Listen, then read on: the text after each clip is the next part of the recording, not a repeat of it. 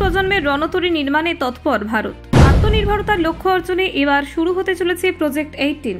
ভারতের মাটিতে শুরু হচ্ছে প্রজেক্ট 18।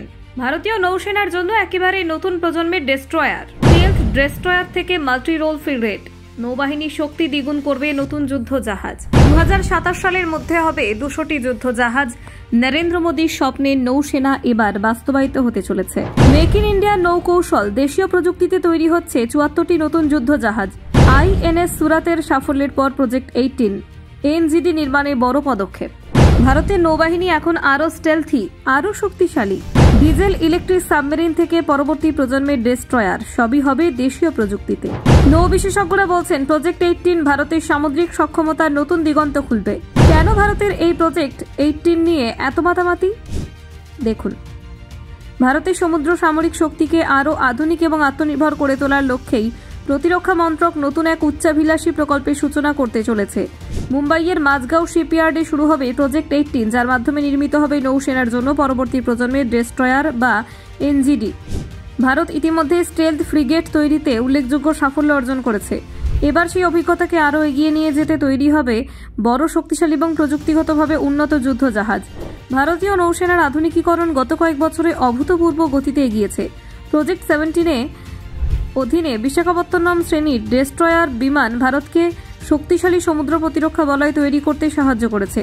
গত বছর ডিসেম্বরে এই সিরিজের শেষ যুদ্ধজাহাজ আইএনএস সুরাত সমুদ্রে ভাসার পর ভারতীয় নৌবাহিনীর সক্ষমতা আরও শক্তিশালী হয়েছে। নতুন প্রজেক্ট 18 সেই সাফল্যকে দ্বিগুণ করবে বলেই মনে করা হচ্ছে। নতুন এনজিডি ডেস্ট্রয়ারগুলিকে আরও উন্নততর স্টেলথ প্রযুক্তিতে তৈরি করার পরিকল্পনা নেওয়া হয়েছে, যাতে শত্রু দেশের রাডার এগুলিকে খুব সহজে শনাক্ত করতে না পারে।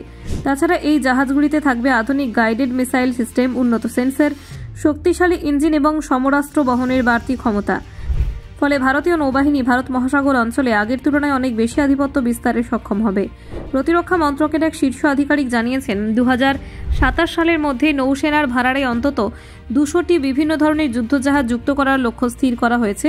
বর্তমানে দেশের বিভিন্ন শিপইয়ার্ডে 55টি যুদ্ধজাহাজ নির্মাণাধীন। এর মধ্যে রয়েছে destroyer, frigate, offshore patrol vessel, landing platform এবং একাধিক সাবমেরিন। ভারতের সমুদ্র প্রতিরক্ষা বলয় বাড়ানোর এই বড় প্রকল্পের আর্থিক ব্যয়ও বিশাল।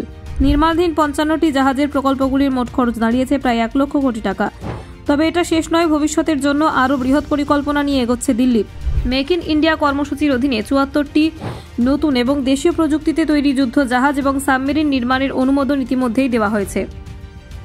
এই 74টি নতুন প্রকল্পের মোট খরচ ধরা হয়েছে আরও প্রায় 2,35,000 কোটি টাকা।